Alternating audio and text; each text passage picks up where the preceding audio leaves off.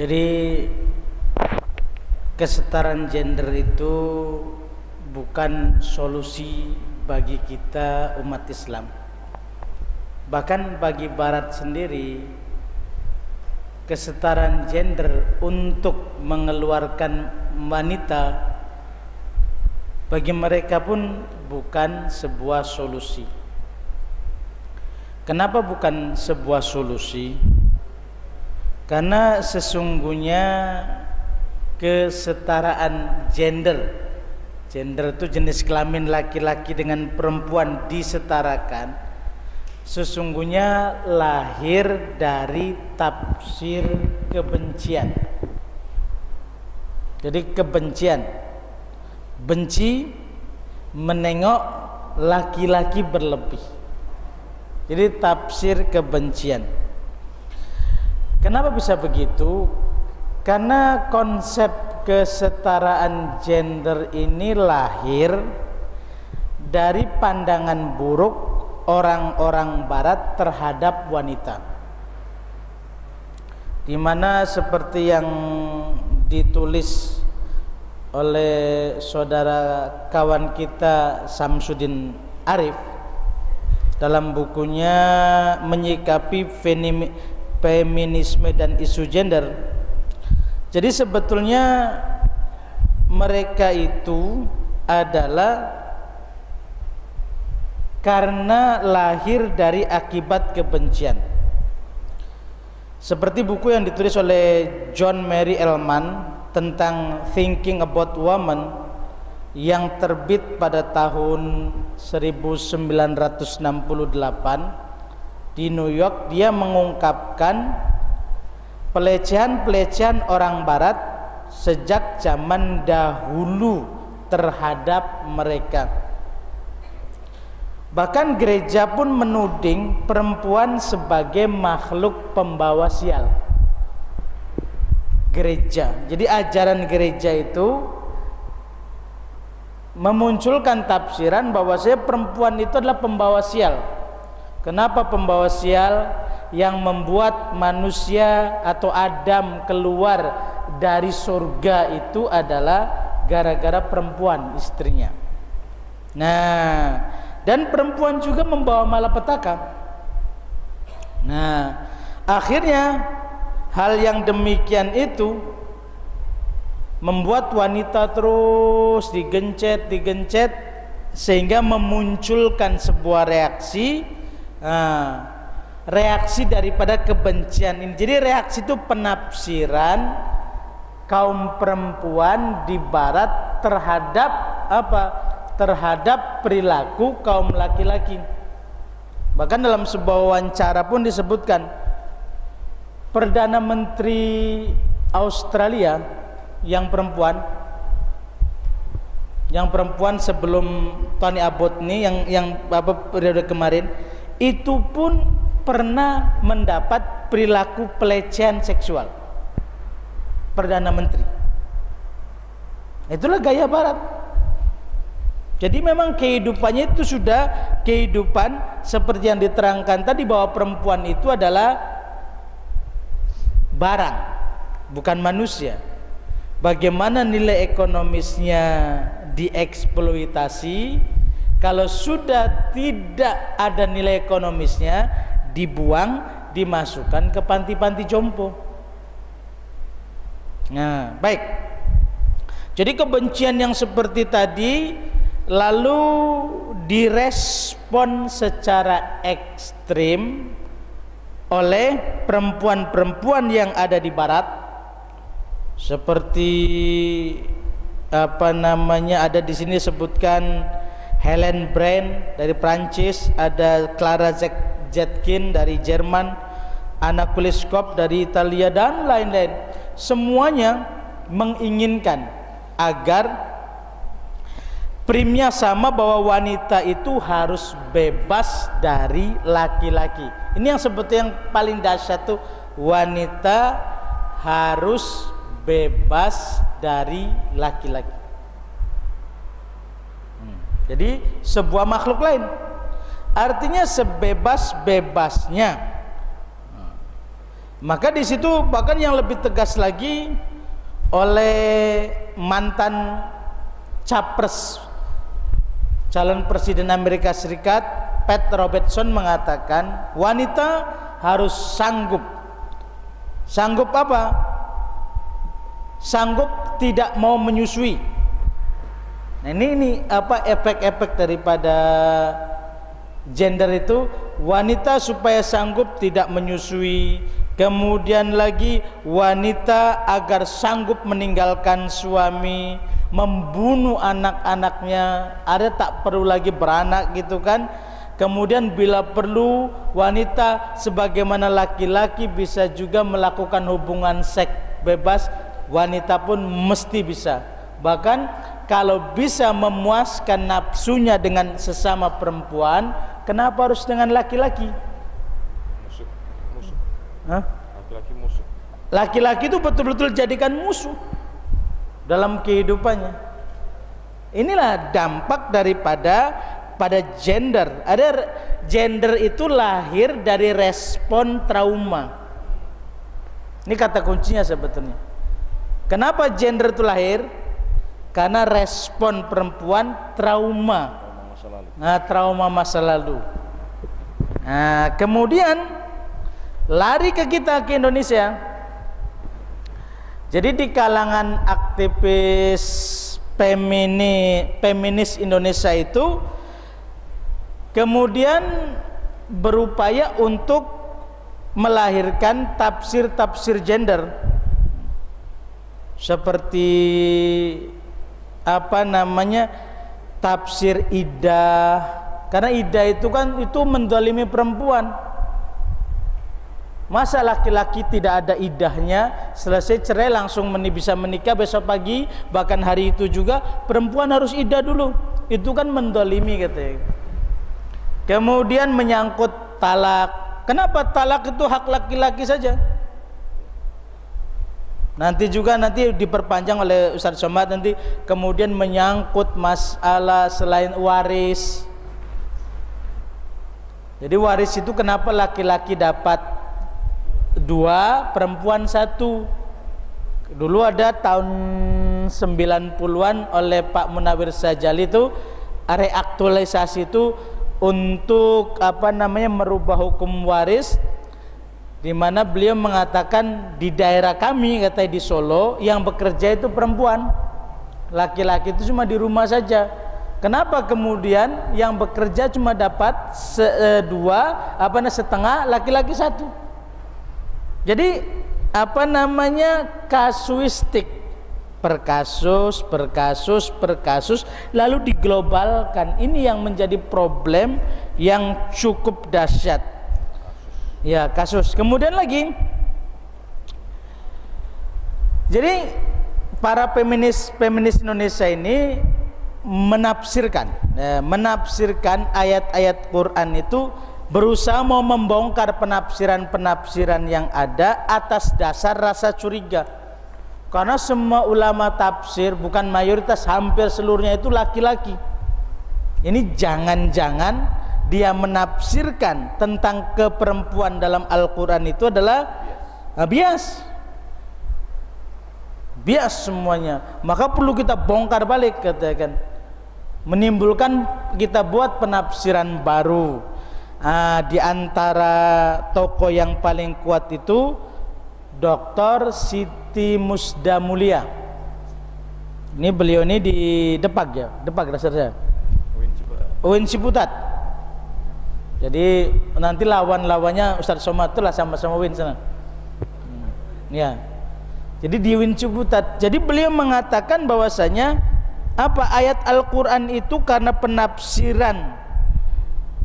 perlu penafsiran ulang, karena ayat Al-Qur'an, karena penafsiran yang ada itu adalah sebagai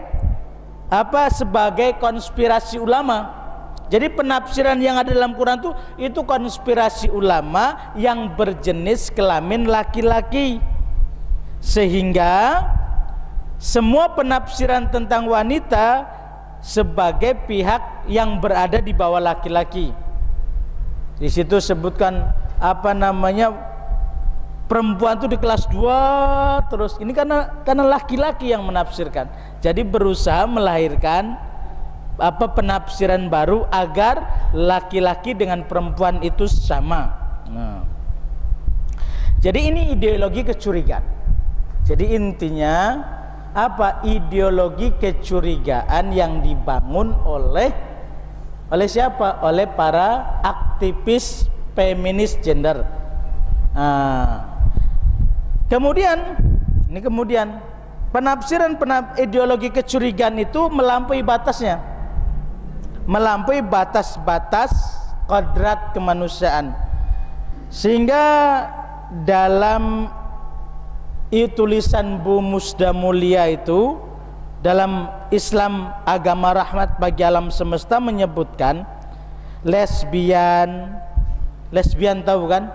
Semoga jangan ada negeri kita. Homoseks dihalalkan asalkan dilakukan tanpa merusak kemanusiaan. Ini dalam tulisannya. Ini adalah beliau ini adalah pentolan gerakan gender ini. Jadi kata beliau lesbian, homoseks halal dengan syarat asal dilakukan tanpa merusak kemanusiaan. Yang melakukannya sudah nggak betul, bagaimana nggak rusak?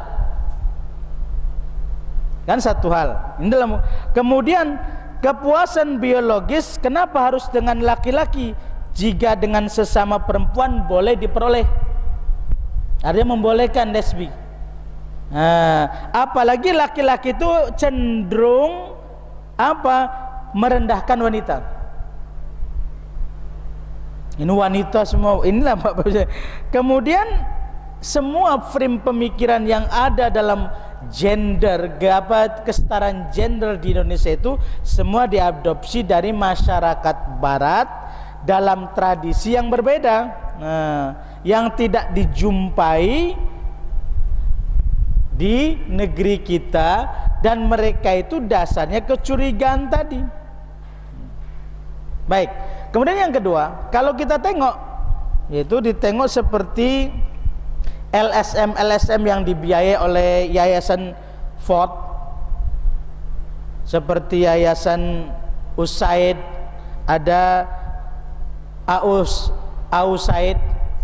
Jadi ada biasa di mobil-mobil yang lewat, kalau kita lewat di jalan itu ada mobil yang stikernya USAID, itu yayasan-yayasan foundation, yayasan yang dibiayai oleh Ford.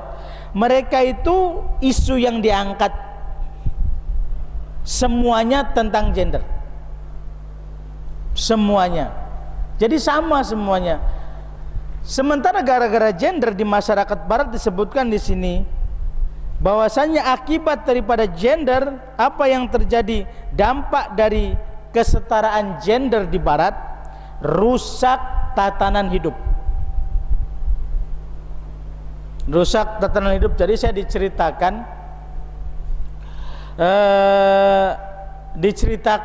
ada ustadz, dia berdakwah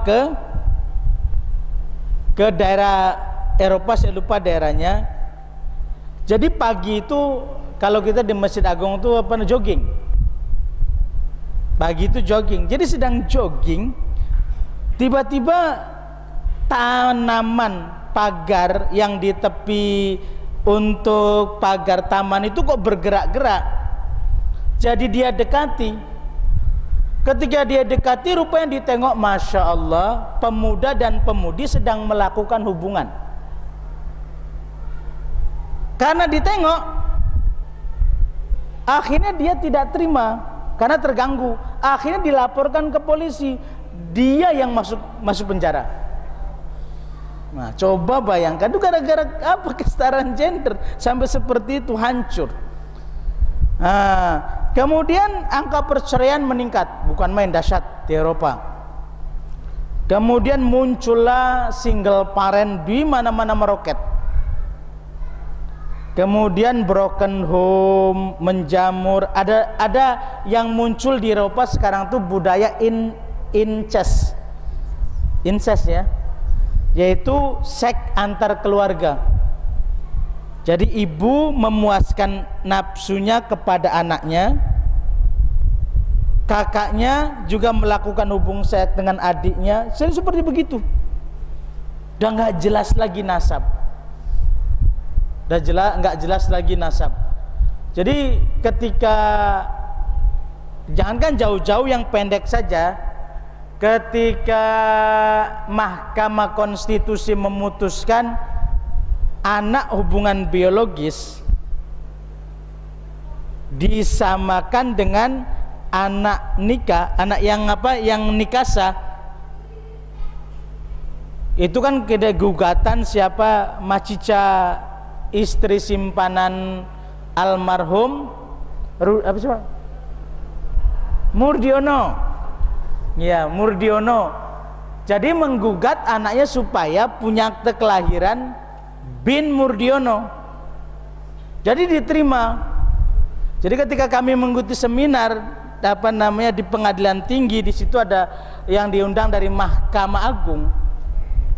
Jadi laporan yang bukan main, minta supaya anak yang hamil di luar nikah ini ataupun nikah sembunyi-sembunyi ini mendapat akte kelahiran.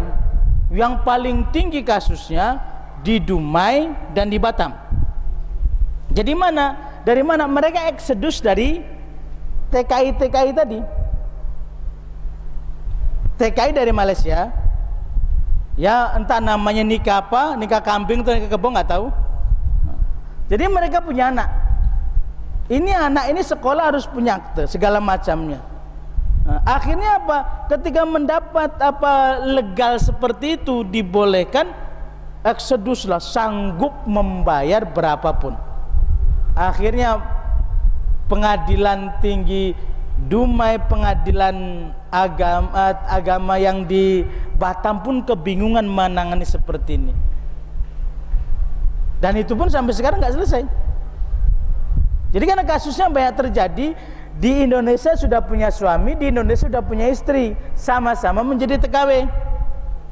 Nah, hiduplah serumah, punya hubungan mereka, menghasilkan anak. Anaknya ini bin siapa? Itu yang di sini. Tahun 95. Ya 95. Kawan pergi haji. Ceritalah ke saya.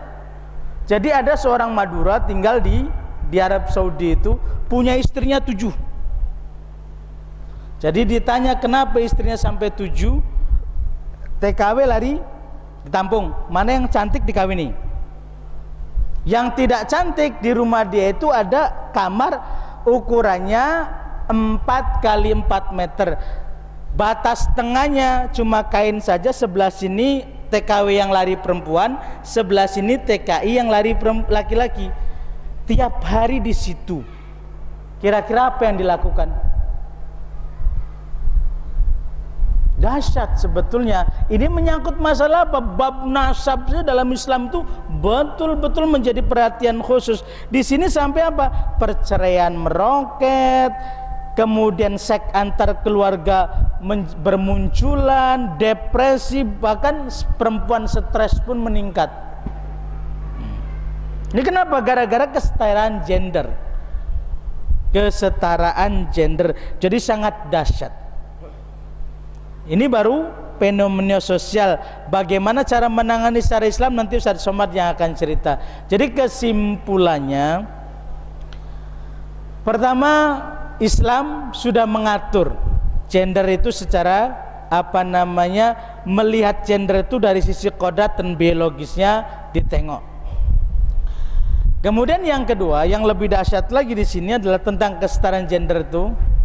Kita lebih cuma mengekor gaya Barat, di mana Barat itu jelas-jelas bahwasanya menafsirkan gender itu karena menafsirkan faktor apa tadi yang saya sebut, faktor kecurigaan. Jadi faktor kecurigaan.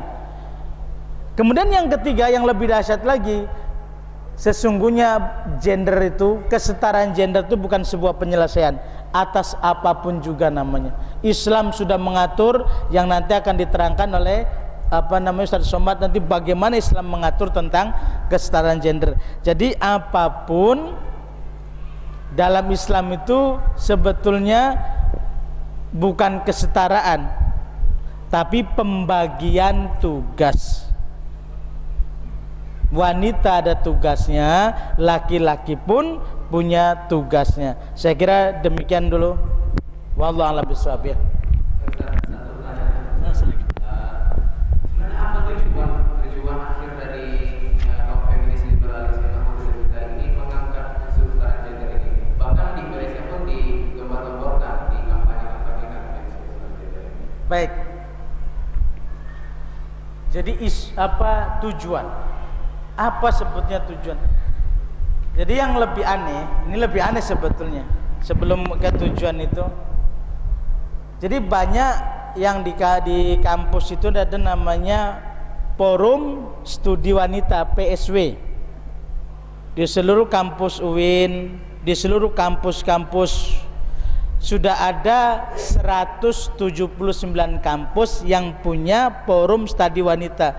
Sebetulnya inti dari forum studi wanita ini adalah kaki tangan daripada apa tadi, daripada yayasan-yayasan dari LSM di mana USAID membuat LSM membuat lagi namanya forum-forum yang intinya untuk mengangkat itu. Dan banyak dosen-dosen yang hebat masuk dijadikan pengurus forum studi wanita itu. Jadi kebetulan istri saya pun masuk. Jadi saya tanya, kamu ngerti nggak itu? Nggak ngerti, orang aja nunjuk. Walah, kata saya. Nah, seperti itu. Jadi kita pun sudah tidak tahu hal-hal seperti begini. Nah, bahwa sebenarnya kita sudah termakan racun. Nah, jadi tujuan tadi, kenapa tujuan daripada ini? Sebetulnya ingin menengok hidup kita ini semuanya diatur secara materialistis. Kita ini sudah bergeser jauh, sudah hilang nilai-nilai. Semua hidup itu hanya adalah untung atau tidak secara materi. Akhirnya maka menengok perempuan itu ada sebagai barang, bukan sebagai manusia lagi.